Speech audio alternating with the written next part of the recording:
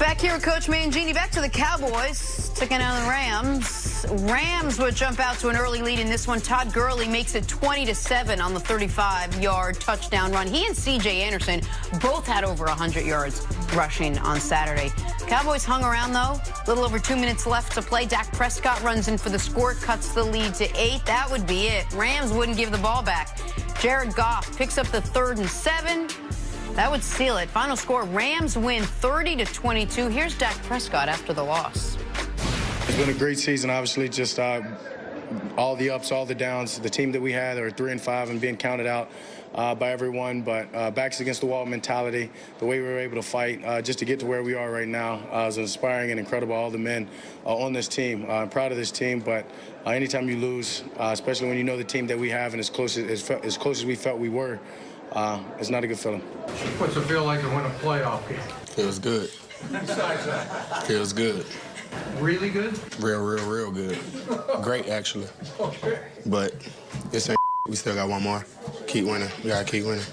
All right, Coach, how are the Rams able to avoid the upset against a Cowboys team who really had more of the momentum coming into this one? Yeah, they just out-Cowboyed the Cowboys and did everything that the Cowboys didn't want them to do. They got up to a 23-7 lead at halftime.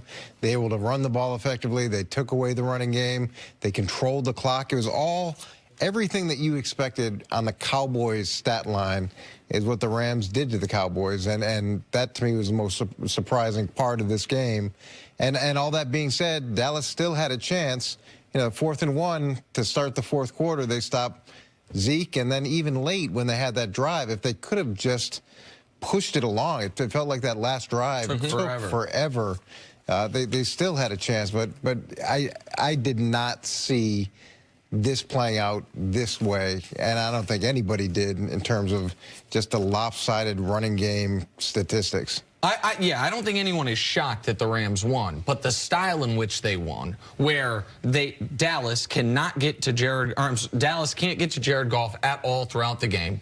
Dak actually plays a pretty good game, but Zeke has his least productive high-usage game of his college or pro career. 49 times in Zeke's career, he's had at least 22 touches. This is the fewest yards per touch and the fewest overall yards he's ever had in that instance. And the Cowboys were not playing a great run defense. They weren't playing the Saints. They dodged the Saints. We thought they dodged a bullet in that. They were playing a team whose biggest weakness was their run defense, and they could not run the ball effectively. Conversely, the Cowboys, who had only allowed 4 70-yard rushers all year, allowed 2 guys in the first half to get over 70 yards. C.J. Anderson, C.J. didn't see this coming. Nobody could have seen C.J. Anderson being the player of the game in the first half, and we know how good Todd Gurley is. So I think you put it perfectly, that the Rams took what we thought would have been the Cowboys' game plan and just executed it way better than the Cowboys could. You can tell that the bye week was a huge asset for the Rams, and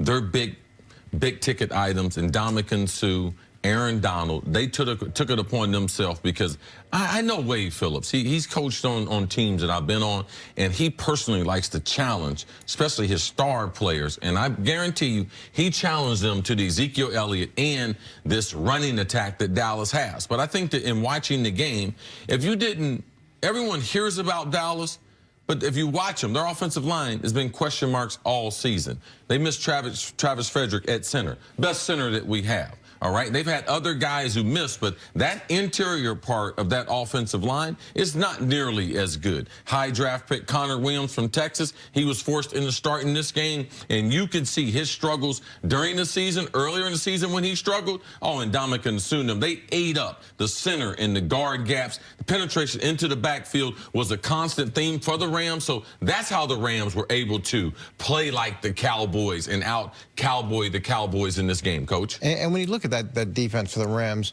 they got out to such a good start during the course of the season, and you've got a lot of guys making a ton of money who are veteran guys who might have went into cruise control defensively in the latter part of the season, but you get in the playoffs, it's a totally different animal. And those guys, weren't worse players. Those guys are really good players. It felt to me like in the latter part of the Rams season, a lot of those defensive guys made business decisions. Said, we're going to be in the playoffs. We're going to be the 1 or the 2 seed, and I'm going to save myself for that. And that's what it felt like. Well, and if that was because this was, we said it on Friday, the biggest game Ndamukong Suh's ever played in. And he had been, I think, relatively speaking, disappointing for them with the 1 year, $14 million. They get him to pair next to Aaron Donald, and they still have a bottom 5 run defense.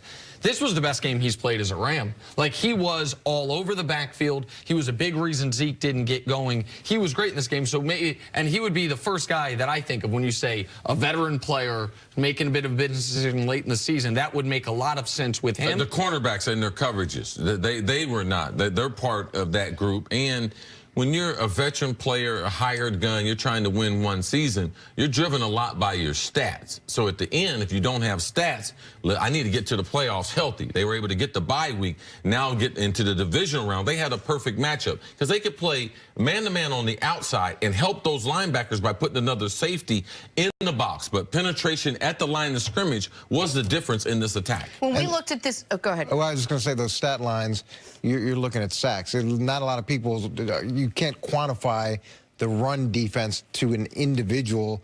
So guys, you know, when they're doing that evaluation, that's a great point. Those numbers aren't as important to guys looking for contracts as opposed to sacks, quarterback pressures, interceptions, things like that. We looked at this game coming in. We said, okay, they both have 2 great running backs. They've dominated this season. We looked at 2 great defenses that were going up against each other, and then we looked at these 2 third-year quarterbacks, and we said, well, who's going to come out and have the bigger game?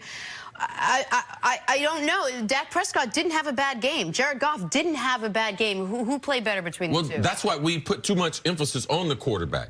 This was the game that wasn't about the quarterbacks. Like which guys? Now you want to try to force the game. Jared Goff would have been involved in the game if I don't get 600 yards rushing or whatever CJ and them had. I mean, but you never got a chance to force that third-year quarterback into playing. So Jared Goff's numbers aren't outstanding, but in the playoffs, it's about getting on the winning bus. So they didn't have to. Dak, you have to be pleased with how he played when they were down. He wasn't forcing, he wasn't making mistakes. So Dak, you got to be pleased with his growth. Goff is still going to be forced next week in New Orleans because they're going to score some points. They got a balanced attack, not like Dallas. So next week will be the test for that Rams. And look, in Dallas, they're spending this time now, and I'm sure they're going to have to sit down with ownership and explain how Ezekiel Elliott gets held to 47 yards against that defense.